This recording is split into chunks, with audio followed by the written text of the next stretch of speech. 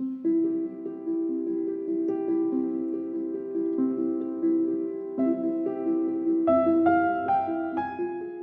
are listening to the Religica Theolab podcast in the Center for Ecumenical and Interreligious Engagement at Seattle University.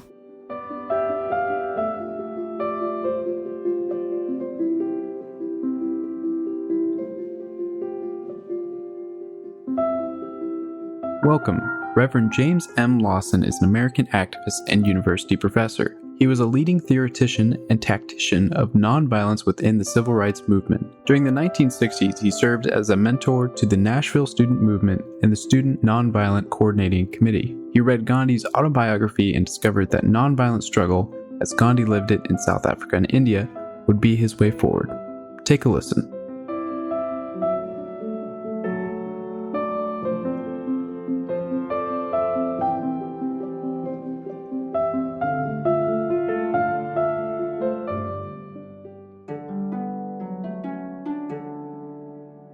This is for people who weren't here. Could you sort of almost like reiterate some of what you said there? You know, what was the key points that you were making? Because it was very powerful what you were talking about. I've been a student of nonviolent struggle almost since age 8.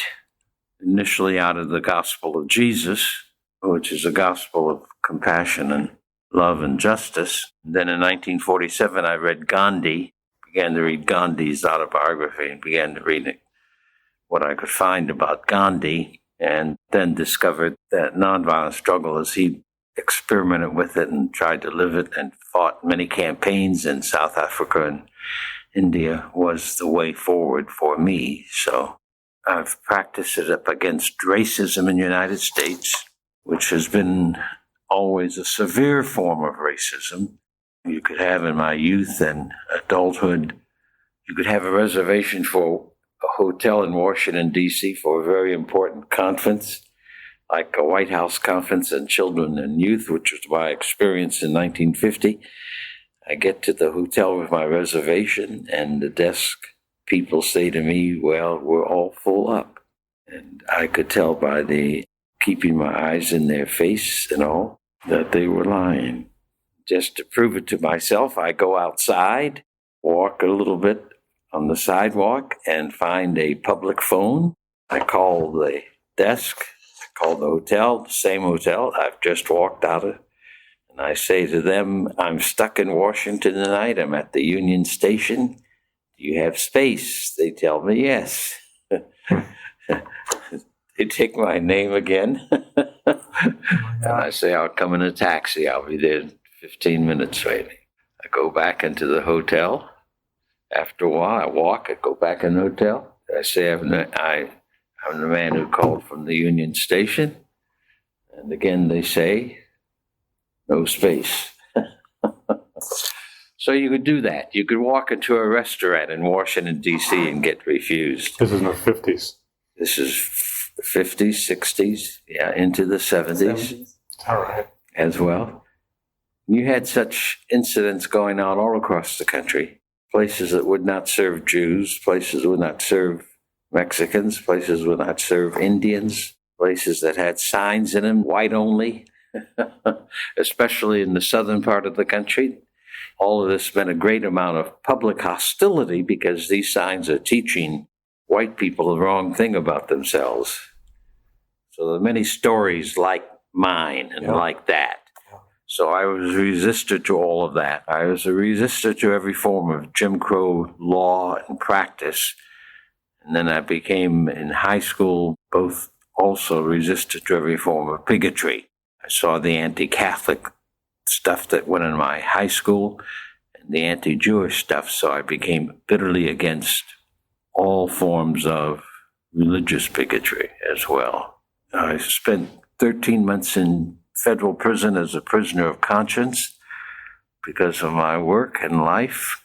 And then I went to India in 53 until 56 as a United Methodist missionary. And I was able to follow in the place of Gandhi, meet Jawaharlal Nehru, meet a number of folk in that movement, in that struggle. Able to buy books by Gandhi that were not available in the United States. So I then came back, shook hands with Martin King on February the 6th, 1957 in Ohio, where I grew up. And he urged me to come south because the bus boycott had just ended.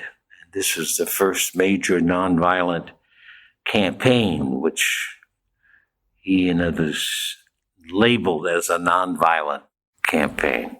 So I moved south that year and then began to travel around the South, working in every movement, most counseling with people, teaching nonviolent struggle from the scriptures, from the point of view of the scriptures, point of view of Gandhi, from episodes I had read about and studied in the United States, Europe, Asia, less in Latin America, in South Africa, however. And independence forces were, of course, already alive and trying to develop. So I worked with Martin King. Then I became the major teacher. Congressman John Lewis calls me the architect of the nonviolent movement in the United States. Diane Nash says it was because of me that such a widespread part of the civil rights movement was a nonviolent movement. And I don't call what I did and what King and Rosa Parks and others did civil rights movement. I call our movement the nonviolent movement of America, the Black freedom movement, the Black justice movement, because we didn't talk civil rights. We talked local issues, jobs, freedom, equality, justice. The civil rights movement is a much bigger umbrella affair. You have the wing of that movement that you can call the constitutional wing, which went after getting the Constitution to judge racism as unconstitutional, which they did. So that was one wing of the movement. You have many, many small wings, but my wing primarily caused literally tens of thousands of people in more than 200, 300 places across the United States, and eventually, beginning in 1960, in every state of the Union. My wing began to cause direct action and put nonviolence on the map in the United States. In terms of what you were talking about kind of for here and the things that really... Well, the perspective I brought here, I said this across 3 or 4 days, I urged the world religions to unabashedly adopt nonviolent struggle and recognize they had a way of going after the structures of the hatred in our world and the structures of violence, and they could do it city by city in local places, do the work, which is the way the work gets done. So I also apologize for Christianity because Christianity tied up itself with the power, political military power, which is still is tied up with that. But on yesterday morning, I basically tried to push the notion of nonviolent struggle, that the world religions had the power, if they wanted to engage in struggle. And this had to begin with ordinary people and all. So that was sort of my third or fourth or fifth presentation yesterday morning. Yeah, but really reaffirming the power of nonviolence and Absolutely. the significance of it, because it's Absolutely. not That, front and center in quite the same way. And at this point. if I had been pushed around here in some of the sessions about violence, I would have simply said, well, because I get this question academically all the time, you see the efficacy of violence in Syria, in Afghanistan, and Iraq, where the United States has spent $6 trillion on the Iraq war alone. And a lot of that money went into the hands of corrupt corporations in the United States and was never used in Iraq. But that's the end of violence. It can't go any further than that. Yeah. Devastation and hatred. It doesn't change hearts and minds. It cannot deal with a new world society. It cannot deal with the religions coming together in compassion, or the nations learning to work with each other to solve the problems that are available. So part of the gift that you have to offer is, you were right, you were on the ground at a time of total racism in this country, in the South especially, and so you've seen it work. Yes, yes. The present chaos in the United States is because the forces of resistance to racism, the forces that want to preserve racism and hostility to the Indian, the forces that want to preserve male chauvinism and the oppression of women and the abuse of women, the forces that think that violence is efficacious. That's what the present chaos in the United States represents. Plus, then, the chaos of what I call plantation capitalism. I did say that also on Monday, I think it was, or Sunday, Saturday, I can't remember which. But anyway, those four poisons have been very strong in the United States across the centuries. And the chaos today is because the forces wanting to keep our society badly divided, wanting to keep great areas of inequality, wanting to allow for an economy that gathers wealth for the few and then forces millions of people to work 2 and 3 jobs just to keep food on their table, that wants health care to be in the hands of private business for profit, wants the public schools to be privatized.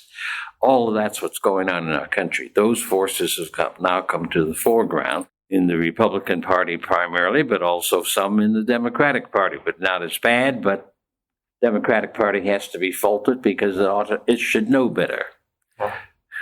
Do you have any thoughts about, there's a wealth accumulating aspect of technology and the diverting aspect? Well, that's plantation capitalism. Okay. Plantation capitalism has it coming out of Europe, as it did in the 17th century, out of Spain and Portugal in the 15th century, 16th century. Many of them were looking for wealth, looking for land. And they had the notion that all these in North America, South America, these lands are all open and available for the taking. They were uninhabited by real people because they weren't Christian, right? That's right. White. Yeah. That's right. Yeah. That's right. They were the other. They were the other. And so the settlement of this land had in it that strong urge to get wealthy. So what we in the United States have done with our economy, as no other nation has done, I think, better than any other nation, at least, is that we have created a different kind of nobility. A nobility rooted entirely, not in name, but in wealth gathering.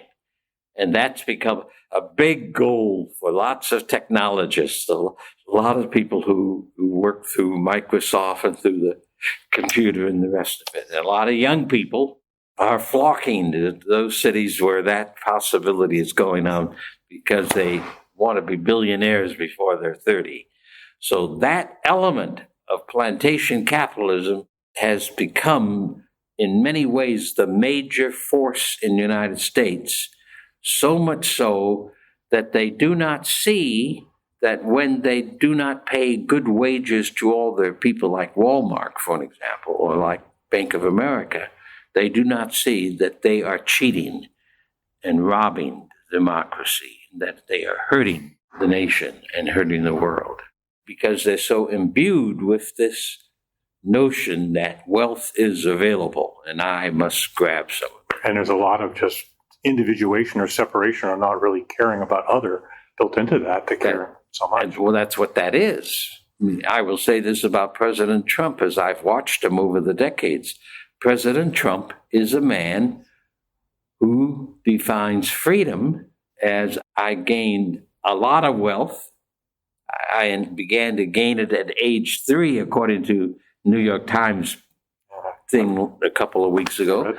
And freedom is my right as a billionaire to do whatever I want to do. That's who I am. And I do not have to be a part of a society. And that's what wealth does to people's minds. It becomes a form of God. Yeah, and it does continue white privilege, too. Yeah. I mean, that's... And it helps them to perpetuate white privilege and white male privilege, yeah.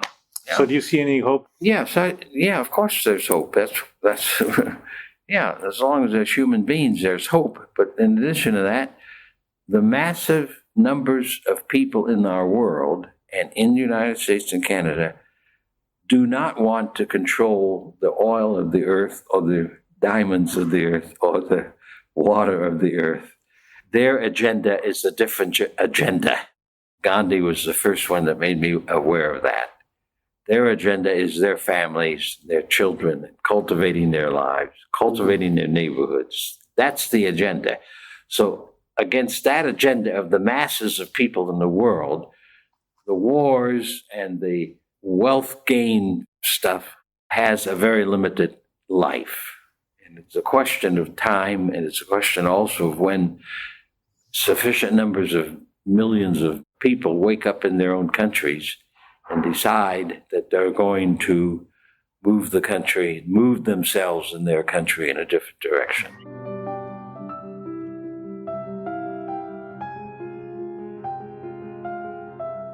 You've been listening to the Religica Theolab podcast in the Center for Ecumenical and Interreligious Engagement at Seattle University. To learn more about the center's work and for resources to be used in local communities, visit us at seattleu.edu/thecenter.